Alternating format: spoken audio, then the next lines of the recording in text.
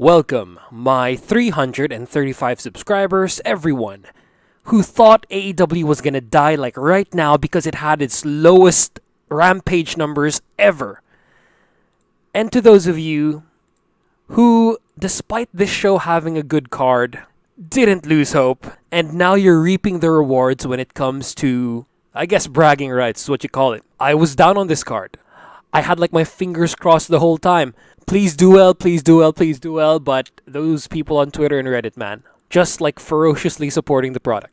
And now we get like 1 million on Dynamite, with Orange and Wheeler starting the show. Yeah, so I guess pockets and useless are draws after all. Suck it, Cornet fans. I can't really show you the chart by Brandon Thurston since you have to pay for that.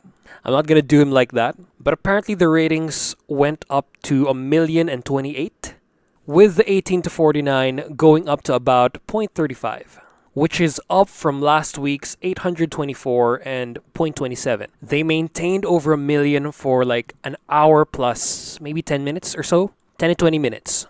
With such a weak card, I did not expect to get 1 million this week. This is fucking beautiful. Congratulations. But I still have a problem with the builds to some of the feuds. So yeah, let's get to it. But first, leave a like down below, and welcome to my review of AEW Dynamite for the February 22nd show. Let's begin. The first match is between Orange Cassidy and Wheeler Yuta for the AEW All-Atlantic Championship. So I questioned the drawing power of this match. I did not believe in it at all. But for match quality, I expected this to be match of the night. You have two champions who are each great in the ring in their own way. One not so conventional, the other one still improving, but when given a dance partner, he's very good as well. So with match quality, I had no doubts about this. I thought this was going to be the main event. Again, champion versus champion. It has a story behind it that's been rushed. It's been built for like Rampage to Dynamite, that number of days. I thought Mox versus Uno was going to be like the first match, since in order to have like a baseline of like viewers, that's how AEW usually does stuff. And I actually thought that Kenny versus Buddy would have been very nice here. Kenny versus Buddy or Kings of the Black Throne against the Young Bucks would have been awesome in the main event. But Moxley needs to start the match. The match that steals the show that's like under the radar, like this one, usually goes on like second or right before the second hour. So fuck, I hope enough people stayed for this, because this was a really good fucking match. It doesn't follow the usual structure. Evenly matched start that like prompts a change in one of the wrestlers, followed by like a domination phase, and then like an increase of gear and a proper climax. And plus, the domination phase isn't that one-sided. There are always glimmers of hope, but of course, Wheeler being 100% in destroying Orange. Orange trying to turn him to the light side. Wheeler understandably dominates. Story of the match is kind of like Revenge of the Sith. Orange Cassidy's Obi-Wan, Wheeler is Anakin Skywalker, and then Claudio, who shows up after like a luchador exchange followed by a technical exchange, tells Wheeler to just do it. He was the Emperor Palpatine of this match. Wheeler isn't exactly torn between the two styles. They're two very contrasting styles. One likes to have fun, the other wants to tear your face off. And they show this off well with some awesome like storytelling moments interspersed throughout the match. It just doesn't happen like at once. Fucking Orange here is trying to do hugs. He's trying to do his stuff like the pockets, but Wheeler just doesn't fall for it. He bites claws and tears his way through Orange. This was in-ring storytelling at its finest. For me, like the only problem here that I noticed is that there's not much like commitment to some of the stuff. There's not much struggle in like the grapple sometimes. Like sometimes one of them would just like give away their limbs and then allow themselves to be attacked. I want some more struggle in my matches, just like in the Japanese matches. And Orange's strikes are just too soft for me. He like barely makes any contact sometimes. And they have this like strike battle moment where they could have had Orange like falter, since Wheeler was clearly kicking his ass. Like you could feel the impact of Wheeler's strikes. Orange was like lightly tapping him on the shoulder. It would have been nice to like have Orange just like fall down. But yeah, love the moment where Wheeler just like turns into Moxley and like turns on. So for the storytelling moments, Orange is trying to turn Wheeler back into the good side. He tries his pockets thing, he tries the kicks, but Wheeler doesn't fall for it. With hands in pockets, for the first time I saw Orange get dominated. Even Wardlow like played around. Wheeler just kept hitting him. This is number 3 spot of the match. Number 2 spot is actually like the hug that Orange tries to do. That just pisses Wheeler off even more. Number 1 and the best storytelling moment of this entire fucking match is the gum. Right after this is awesome, right after like some awesome exchanges, we keep having this. Wheeler spits gum into Orange's face, spreading COVID all over the place, and then it sticks on his forehead. It's a spit fight, just like Naito and Omega, but only once each. And they even did things that I didn't like. There's this rebound spot that Mox likes doing. But with Mox, it's a bit more acceptable since he just like leans back on the rope. Wheeler actually launches himself out, and it takes a bit of time in order to like shoot himself back in the ring. And I thought that this should never work for strikes. I think this should work for grapples instead. And yeah, this was blocked twice. It turned into a German suplex like exchange. And then I like that there wasn't like waiting around for like an incoming lariat or clothesline. Our runner-up spot that didn't look the best since there was like waiting there is like this big outside DDT. Like a jumping DDT from the apron. He catches Wheeler and then it's like a DDT straight to the floor. It's well sold enough, but not as good as Pac. Pac looks like he gets launched the other way as well. The finish is Orange Cassidy doing the BCC elbows. Like those weak-ass looking elbows that... Who does them the best? I don't know. Maybe Claudio does them the best, like as always. But Orange does it all right. He connects enough. Seatbelt near fall, Orange Punch near fall, and then finish is an execution style Orange Punch. Orange Cassidy retains his All-Atlantic Championship. This was pay-per-view undercard.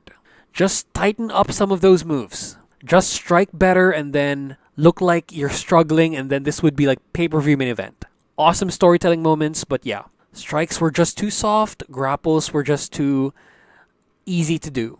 Needs more connection from Orange especially. And then for the post-match final storytelling spot, Orange goes for a hug. He tries to at least make things cool. But Claudio ain't having none of it. He tells Wheeler he's going to be grounded if he's not going to come here right now. And so Wheeler does due to peer pressure. And he probably is going to get a beating after this. Claudio doesn't have a match, so he can just like unload on poor Wheeler for like 12 straight hours. Fucking amazing. If this doesn't draw like at least as good as last week. If this is like a negative draw, I'm going to be so disappointed in fucking humanity. This was so good. And update, it drew a fucking million. So I guess Pockets and Useless are draws.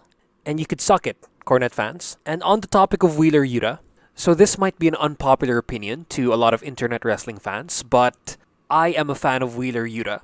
And I think he has the potential to be a future world champion. First of all, dude has the face.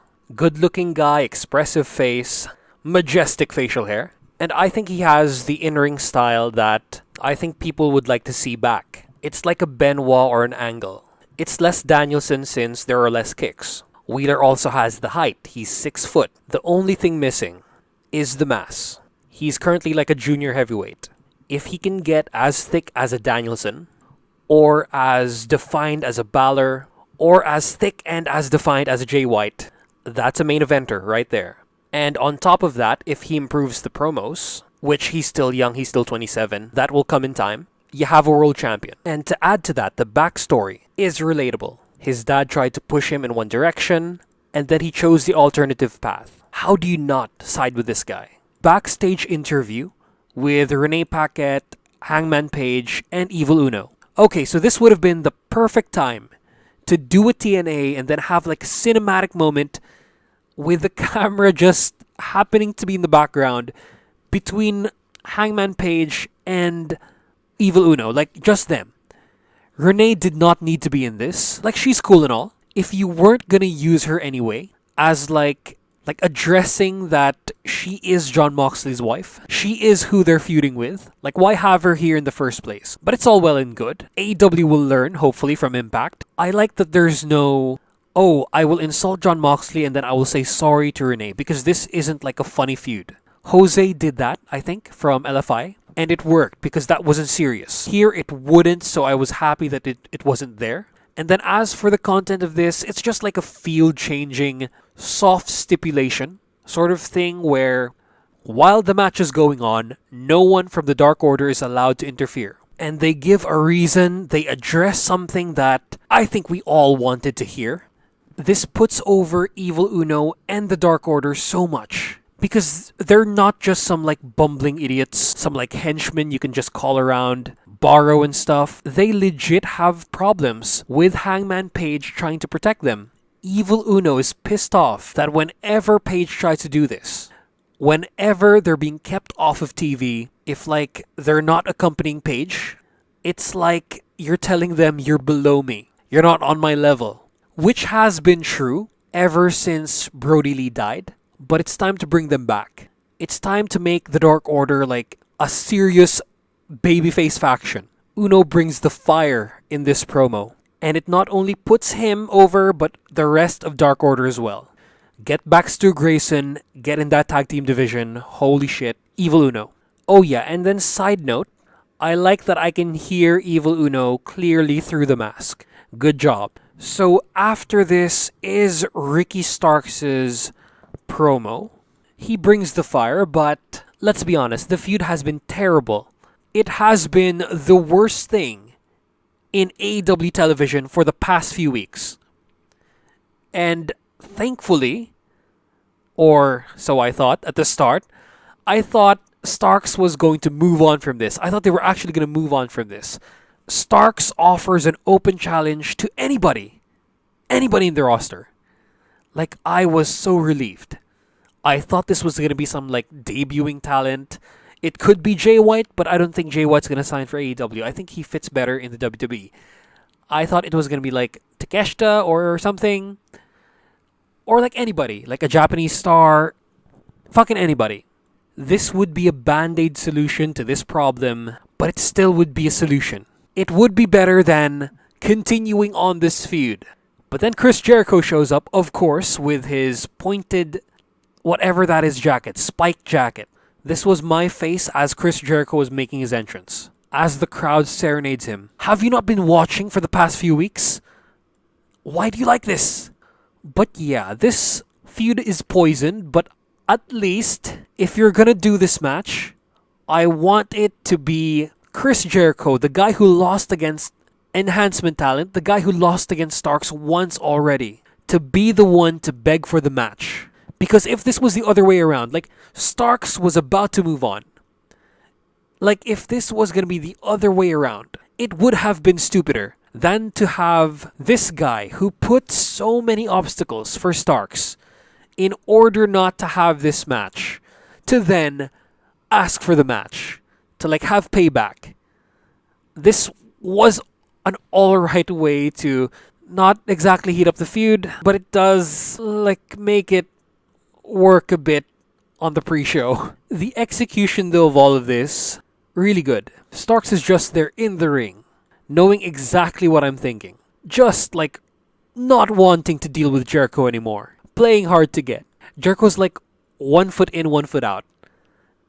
But then, Peter Avalon, the former librarian, the current groomsman, comes out and then challenges Starks. He goes for the open challenge. But sadly, Jericho just takes him out. And then he goes to the ring and then worst case scenario happens. He takes the open challenge. But with a stipulation that JAS are not allowed at ringside. I like the performances. I like the callbacks to Jericho's past. They even did it like a funny thing with a pen and then the list of Jericho motion. But I don't know about this. They have to kill it in that match. It has to be like pay-per-view undercard worthy. It needs to have a climax. It can't be just all taunting. It needs to be like about like 12 minutes, 15 minutes, or this would have been a waste of time. More than it already has been. Starks gives a mischievous smile, a wink to the camera. He got what he wants. He had to go through all of this, but it worked. and it also worked as a performance, and it manages to revive the feud. So yeah. After this is the Tag Team Battle Royal preview. A lot of teams, but not all of them, cut promos. Most time was given to Top Flight, but it was just alright. Honestly, this might be an unpopular opinion, but best promo came from Sanjay Dutt, as usual, and also from Daddy Magic. But yeah, nice hype up. I would have liked to see Aussie Open or LFI. So after this is one of the most memeable moments in AEW. It's a bit of a throwaway crowd worky match between the team of Lee Moriarty and Big Bill against the Acclaimed. I wanted Buddy against Kenny instead of this. Like, we just had a short House of Black segment like later on in the show. Like, why even have this here? Why not put this on Rampage? This is so Rampage worthy. Like, among all of the matches tonight, this was the most not worthy of being in Dynamite, even if it does have the Acclaimed. Even if Max Caster cuts a pretty basic rap, if it wasn't for the soft line, this would have been just mean-spirited. But it does have the soft line, so it's fine. This match, though, is very crowd worky. It follows the usual pattern of matches. It's basic. If it weren't for how over the Acclaimed were, the crowd wouldn't have been as loud. And yeah, just nothing much happens. Especially for Big Bill. In the ring, moves-wise, he's just a striker. Do power moves, man. Come on, you're a big dude. As for Lee Moriarty, I think he was recognized as one of the future pillars last year, but how far the man has fallen. I think having him in the firm is a sort of negative for him because he has to be the one who has to eat all the pins. The fans weren't even paying attention to the match itself. They were paying attention to Daddy Ass taunting outside, who is tickled by his actions, and then Big Bill's very meme-worthy moment of scissoring himself while eyes in the back of his head. That's also my spot in the match.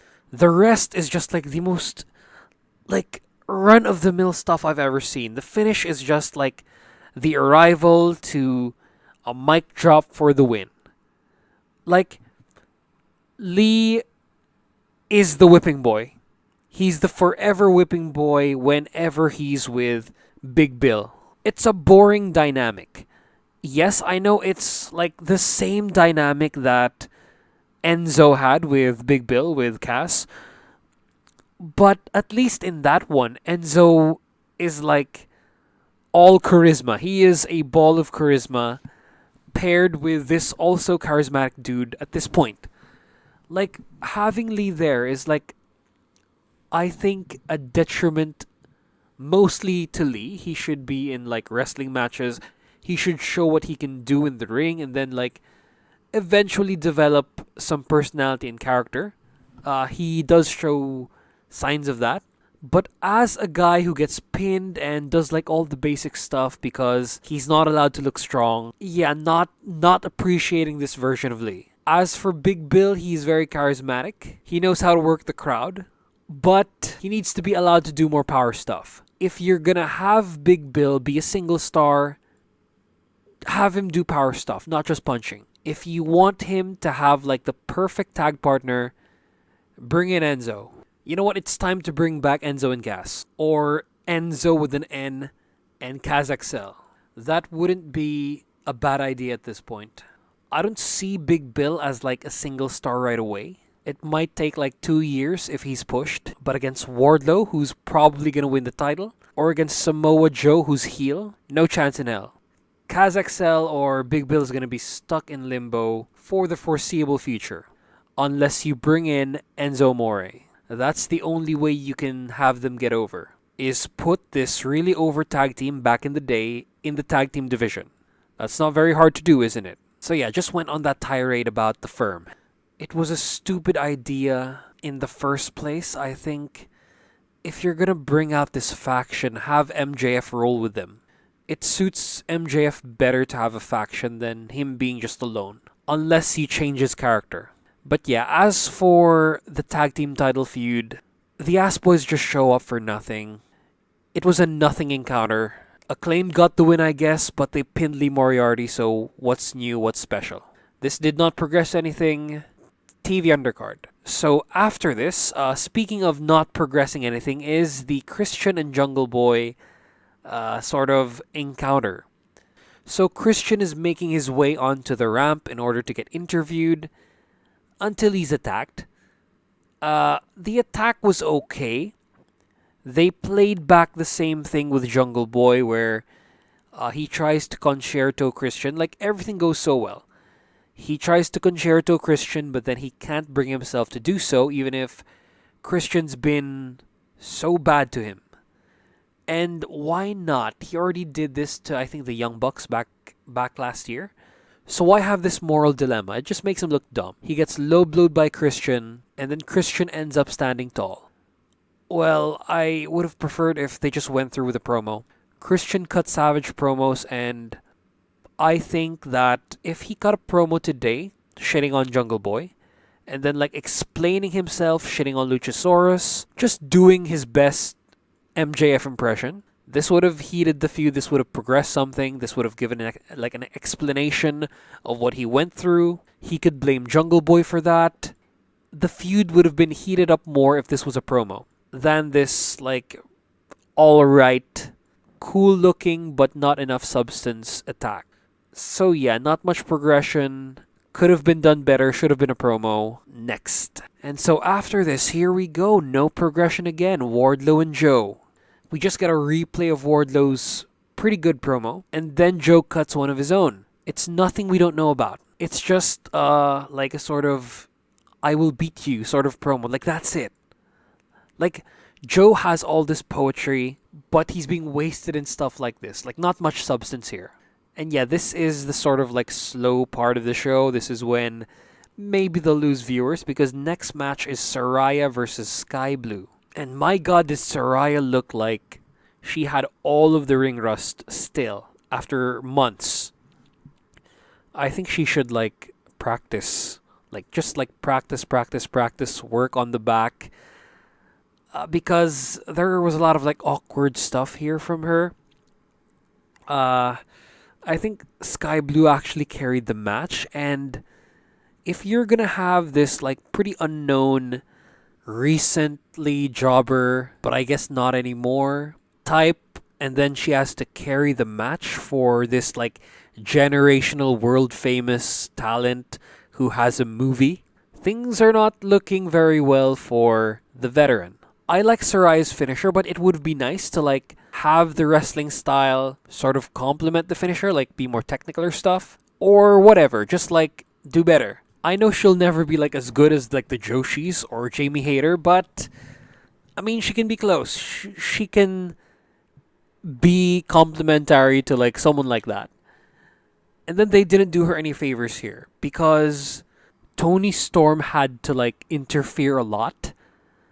There was a lot of cheating, and as someone who is stronger than this like young upstart here in Sky Blue, why do you need Tony Storm's help? Like, aren't you like strong enough to beat her by yourself? Like, this is what I don't like about Western heels.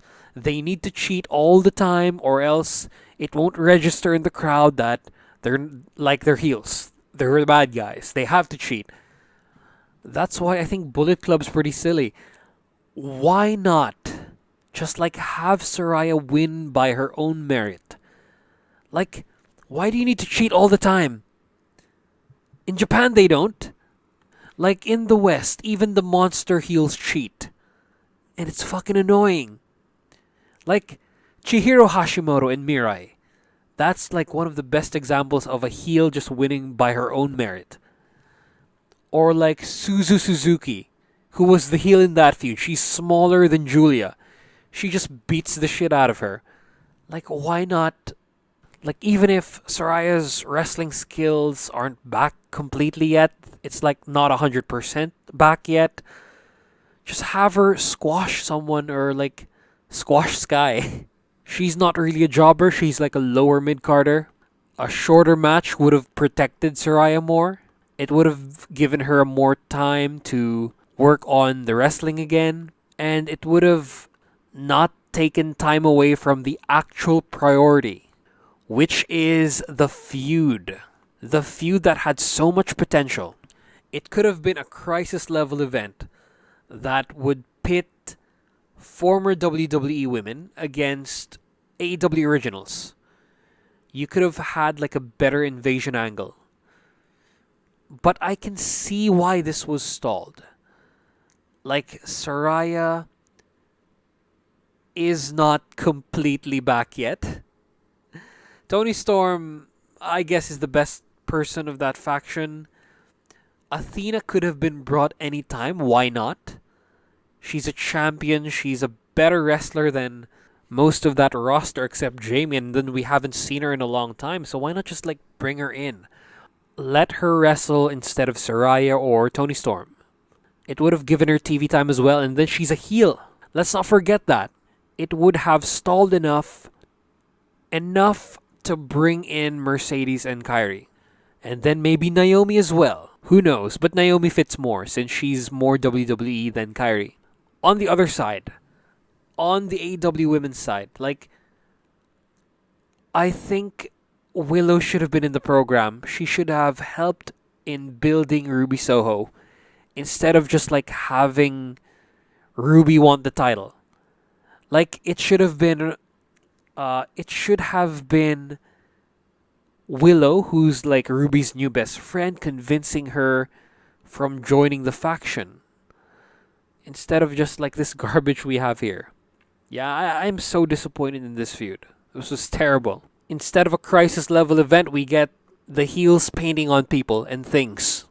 This is so messy as of now, and I hope they fix it after the pay-per-view. A bit too late at this point for Revolution. And then as for the ending of this match, nice finisher by Saraya. This is spot of the match. But the post-match is pretty messy. They want to brand Sky Blue as well, so heels prepare to do this. Britt and Jamie come in to save Sky, who Jamie's been beating on for like weeks. Recent rivals. A bit too recent actually for them to go for the save. Heels try to escape. They even try to spray paint the sign, but nothing happens. It's just like an eye. And then they get stopped at the ramp by Ruby. And then that's it. What now? Are they gonna take turns leaving the arena? Terrible feud. Badly mismanaged. This one is dead as of now. I just hope the match at Revolution will be good. That's the only thing left to care about. So after this is the MJF versus Danielson promo battle in quotations, since MJF carried the shit out of Danielson here. And I don't think Danielson actually has to do anything anymore. Like, he's completed his side of the story. He's qualified for the match. All he has to do is wait for the pay-per-view. So now it's MJF's turn.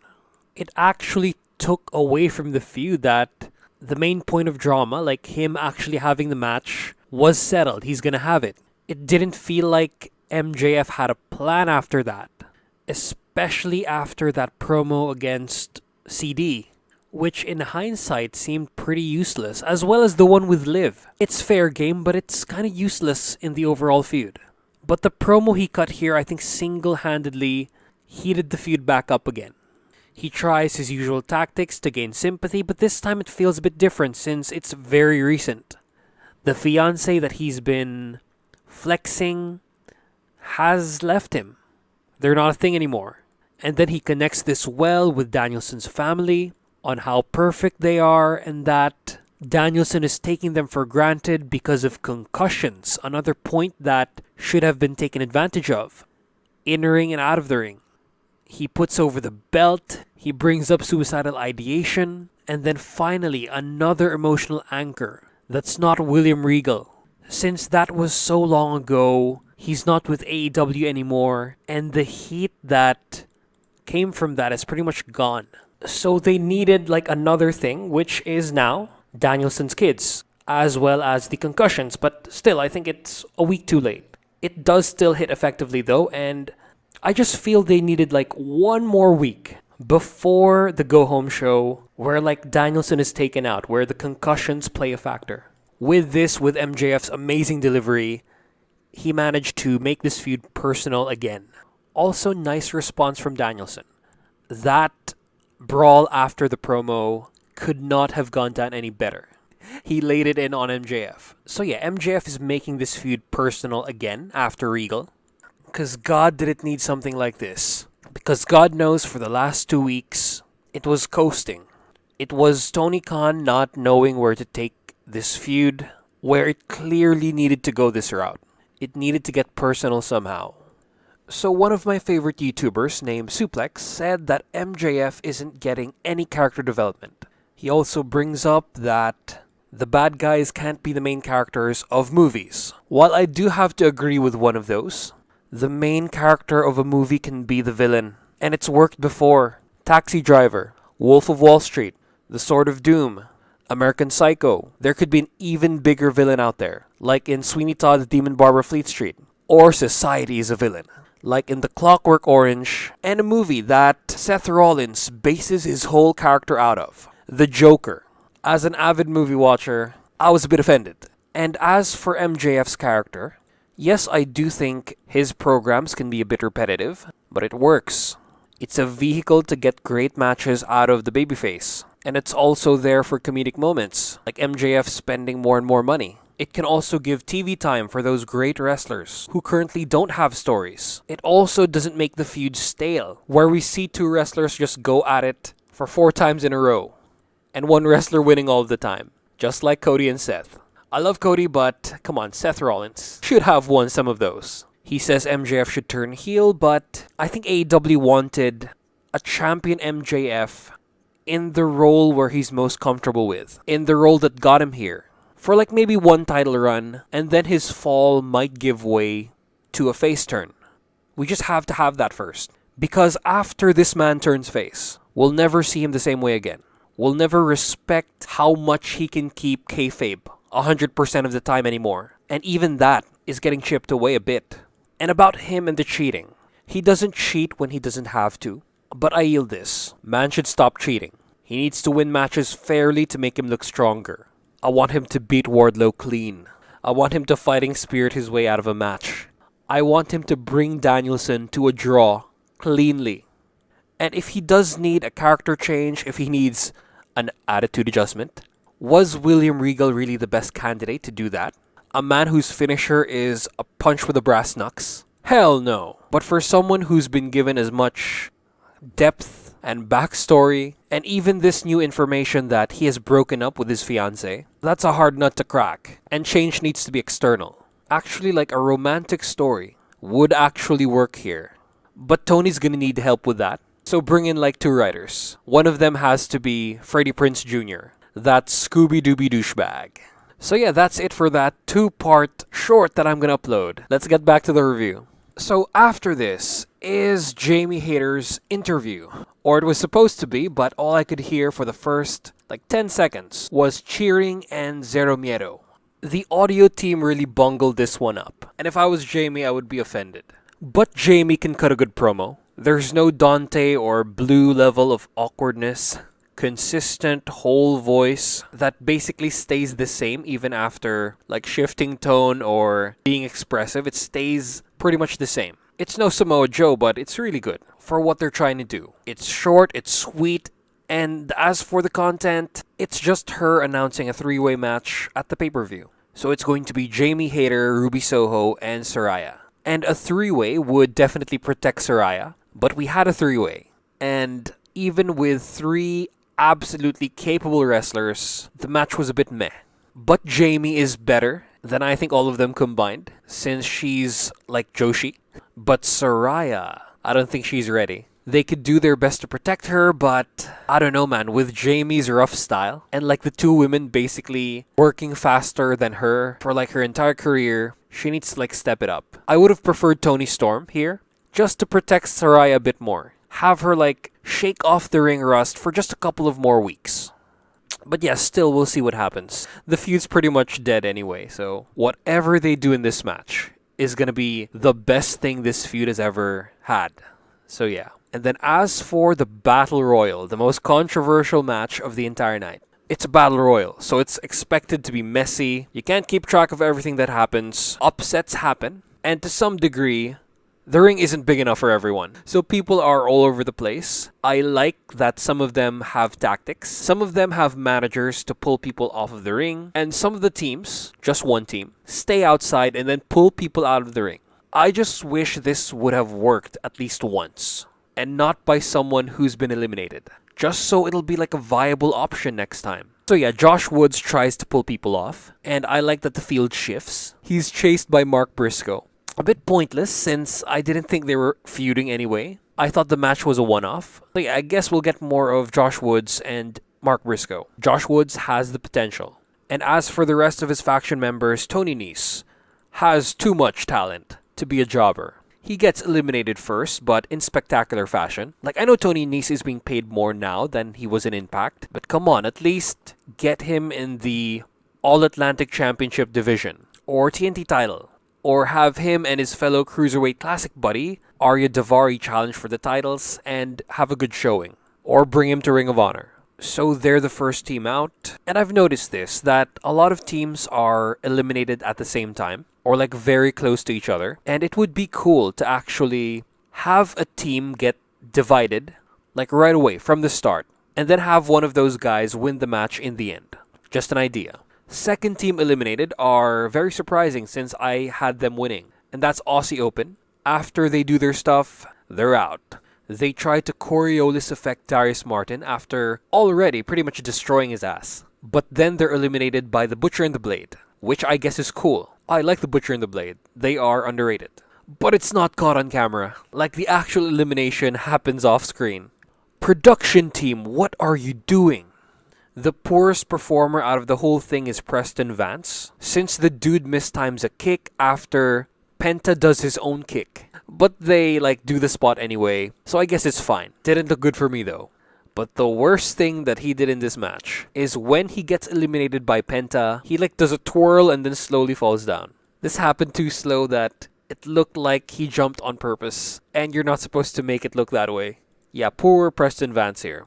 Penta's elimination though was pretty awesome. He was thrown out and then drop kick on the way down. Very nice elimination here. Might be like a number 4 spot of the match. Number 3 is the Aussie Open elimination. Number 2 is the Fear Factor on the apron, eliminating Tony Nese. So teams go down, LFI is out next, and then the Dark Order, and then JAS.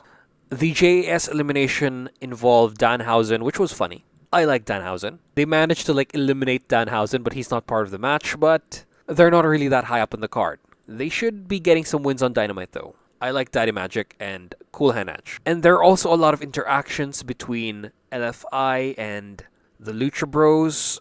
I hope this doesn't happen anymore since we've had this feud already with Andrade, who's so much better than Preston Vance. So please do something else with these guys.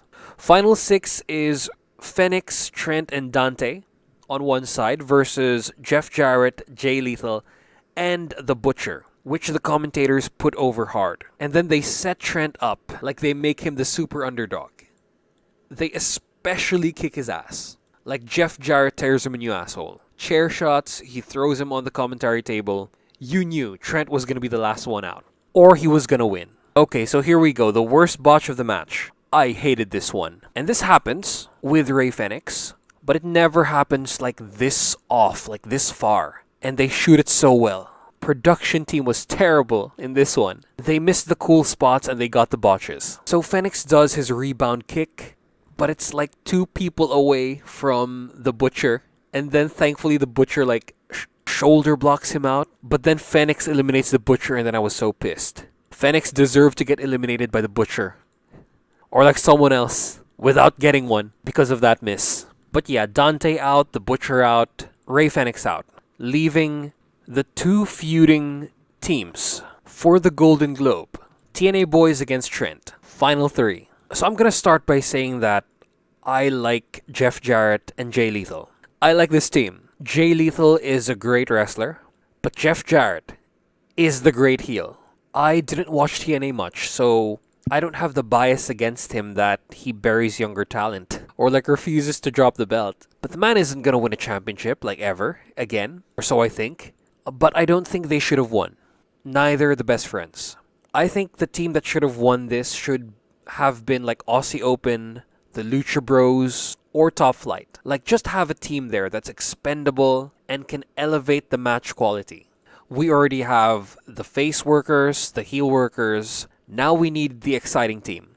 That might be a heel as well. Aussie Open should have won. Or like a Top Flight. And plus, the TNA boys and the best friends already have a feud going into the show. Awesome actor Paul Walter Hauser, who killed it in Blackbird, still does not have his Oscar back. And I thought that was what they were fighting for. And I want to see a resolution to that. And it would have been cool to bring him in a pay-per-view, just have like a real fan who's also famous, who's also a great fucking actor, appear at a pay-per-view. Not only is his acting great, but he also looks like the guy. It's a true story. Go watch it. Go watch Blackbird. So aside from that, aside from me not wanting any of these teams to win, this finish was awesome though. Trent was wrestling against 4 people while having 2 small guys on his side. But what could they really do against Satnam Singh? I like that it takes an effort for Trent to eliminate Jay Lethal, and I like that he's protected. Jeff Jarrett was just uneliminatable. And like the eliminate saves by Singh were like things of beauty, top spots of the match. Also when Orange like carried Trent off and saved him too. Managers take each other out. Jeff Jarrett hits the stroke, throws Trent out, and wins the match. I was confused. I didn't want them to win any of the teams, but I remembered this man is never going to win a championship again, or so I think. And then the man just lost his dad. This, for me, was a feel-good win for Jeff Jarrett. This also had an epic finish, so there's that. TV main event, pay-per-view undercard. So after this is the House of Black promo. So we all know what the House of Black can do. It's one of these promos in dark rooms, looking menacing, talking cryptically. They enter the shot in sequence, with the last one being Buddy. So of course, very well-produced segment. It hides all of the flaws, what little there are. Malachi outclasses everyone else in promos, and just the pageantry carries them as they boost the segment even more. This gives me hope for Kenny versus Buddy before the pay-per-view, hopefully on a Dynamite. Elite lose on the pay-per-view and then they can finally go their separate ways in their respective divisions. So after this is Tony Khan's announcement. So here we have Tony Khan. 40-year-old dude looking like the most unintimidating guy in the whole world. Just a nice man. Except on social media. Dude should chill. I think it's a smart move that he doesn't make the announcement himself. He should do this more often. He should have like a mouth of Sauron. Or a mouth of Khan, in this case. But here, instead of making the announcement himself, he lets Adam Cole do it. Someone who's actually trained in promos and knows how to say things in an exciting manner. And yeah, the announcement turns out to be an unscripted, but it's obviously totally going to be scripted to a degree. The stories told will be authentic. I'm not expecting like a backstage camera guy, like the guy from Nickelodeon doing things. It's going to be framed in a polished sort of way, I think. It has to look good to put on TV, but it's also not going to be like Being the Elite. It's not going to be a total Bellas. But we're going to know when it comes out. But still, this is a great idea. I think a show about the wrestlers after the actual wrestling show can have great retention. I think it's kind of obvious. Power Slap was not going to have this. And if it's good enough, they can actually like draw fans in reverse. They'll like their personalities here so much that they're going to watch the actual show. I'm expecting like 70 to 80% retention. It's going to do better than Power Slap as well as Rampage. But it's not going to get like Dynamite numbers unless it gets really good. And then we get another announcement because I don't think they thought this was a big enough announcement. Neither did I. But Adam Cole makes another announcement, which I like. This was predictable. Like, I knew this was going to happen when Adam Cole was announced to be the one to announce it. But he announces his return is going to be on the same day as the show debuts. So I guess that'll draw viewers, like the maximum amount of viewers you can get, to carry over to the next show. The only thing bigger would be CM Punk. So yeah, this was alright. Smart move by Tony Khan to not make the announcement himself. So after this, to rub the salt on the wound of the haters, Jeff Jarrett, Sanjay Dutt, Satnam Singh, and Jay Lethal do a bit of celebrating. Like, Sanjay Dutt, MVP of the segment. But then the Ass Boys offer an alliance. TNA Boys think about it, and then they accept. Okay, so hold up. I like the Ass Boys. I think it was the right decision to have them win the titles, especially if you serve them on a silver platter to FTR. Like, that's the only reason you should do that. If it doesn't end up happening, it's acceptable. But their title run was a lot of nothing. The promos they cut had no substance. They played up to the story with the Acclaimed and their dad more when they weren't champions. I think their title reign was mishandled. They're clearly transitional champions now. If you just had them, like, play up the story with their dad or the Acclaimed, like, just not having them show up on the stage, like, maybe have cinematic segments, just like Impact, this would have been like a short and sweet title reign. But there's 1 week left. It's coming to an end. I think it's very likely. We have Rampage, 2 of them, and let's see what the Ass Boys can do. They are staples of Rampage, by the way. And as a prediction for the team that's gonna beat them, it's gonna be FTR, of course. But if it ends up being Matt Taven and Mike Bennett, who looked similar to the silhouettes, as pointed by a Twitter user, I'm going to be so pissed. I'm going to bury that match so much. My expectations will be negative. I'm just going to be pissed off. And all of like the WWE fans are going to flex so hard. It's going to be annoying. And so after this is the main event with 13 minutes left on the clock. 3 minutes taken away from that because of Mox's entrance, and then like 1 minute for Uno's. So Mox makes his entrance, very prolonged, while Uno and Paige are watching TV at the back. More correctly this time, the angle is a bit more acute. And then when Uno is finally in the ring, when it's only Paige left, he finally watches TV in the most acceptable angle since Britt Baker. Congratulations, Hangman Page. So with 8 minutes left on the show, I kind of knew Uno was gonna get destroyed. 8 minutes left. I like that the match was evenly matched. They gave Uno time to shine, and he didn't just dominate Jon Moxley. Unlike Kip did last week. That match also lasted longer. I enjoy Kip Sabian, but he hasn't been built enough to last that long against Hangman Page. Uno brought it like he was fighting for a championship. They also had him bleed like a stuffed pig. I think this works more if a babyface is the underdog than the heel. Just something to think about. Kip was done no favors being put that high up in the card. So Mox wrestles heel, and then it gets more heelish as the match goes on, until it culminates with him throwing Uno to the steel steps. This makes Uno bleed. He put Uno in a bulldog choke, and then I don't know if like this is Uno spitting out his blood out of his mask in order to look like that it's like spurting out. But genius. It's probably that. It looked like Uno's blood was just like spurting out. There is a struggle. Uno tries to fighting spirit his way out of this, but turned into a rear naked choke. Moxley wins. Uno passes out. What a 6-minute match this was. Like, so much substance. And it not only put over Evil Uno, but also the Dark Order as a whole. Also shows how dangerous Mox can be in kayfabe, and maybe in real life. So yeah, top 3 spots of the match. Number 3 is the double pile driver. Number 2 is the Swanton outside by Uno. This put him over the top.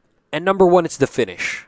Rear naked choke, Mox holds until like the Dark Order show up, BCC show up, Hangman Page shows up, and then we have a brawl.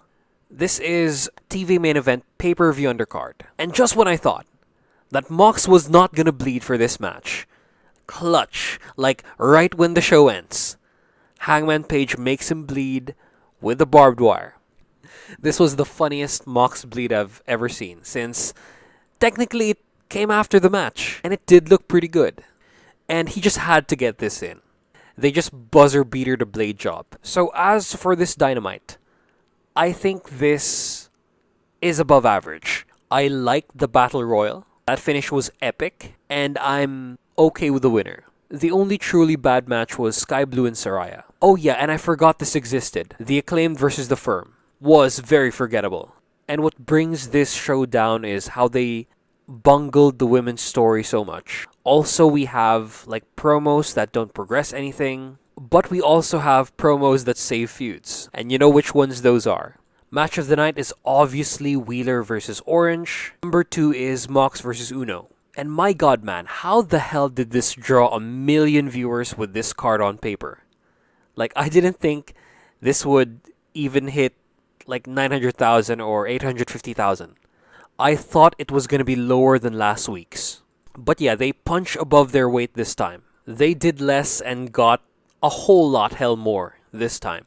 But I hope next week's show like gets more or like basically the same viewers. That'll be a good sign before the pay-per-view, and just give us, Tony Khan, just give us Kenny versus Buddy already. So yeah, that's it for the video. Thank you for watching. Bye-bye.